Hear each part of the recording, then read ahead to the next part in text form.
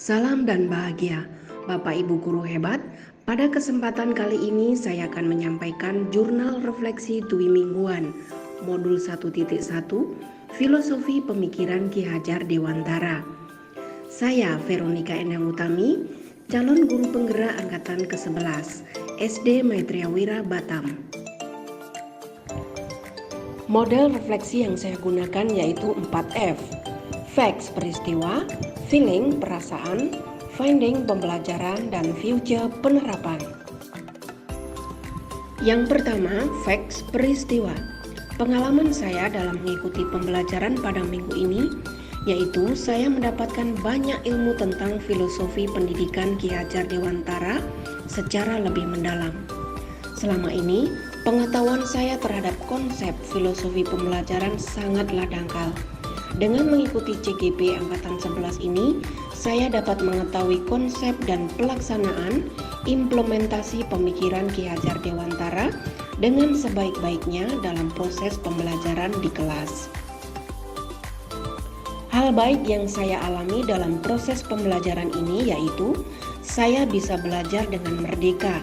Artinya, saya bisa mengutarakan pendapat, bertanya, dan menanggapi pendapat rekan CGP dengan leluasa. Saya juga termotivasi karena rekan-rekan satu kelompok sangatlah kompak dan peduli. Kami saling mengingatkan akan tugas-tugas yang akan diselesaikan. Hambatan yang saya alami yaitu dalam manajemen waktu antara kewajiban sebagai guru dan pendidikan CGB itu sendiri.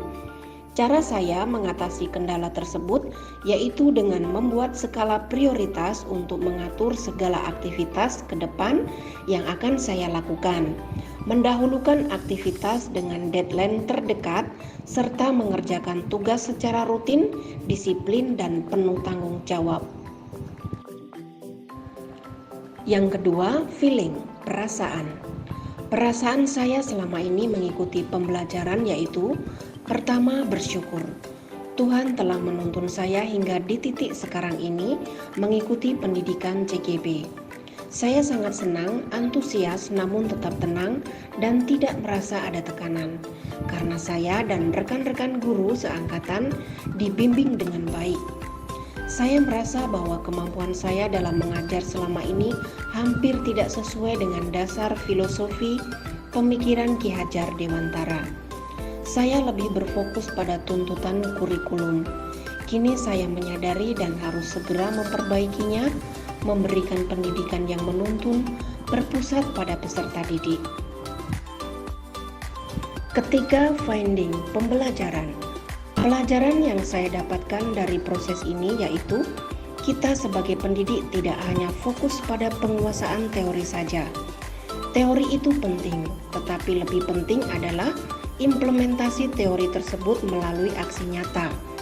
Hal baru yang saya ketahui mengenai proses ini yaitu saya mampu mengendalikan rasa malu dan rasa tidak percaya diri di depan umum.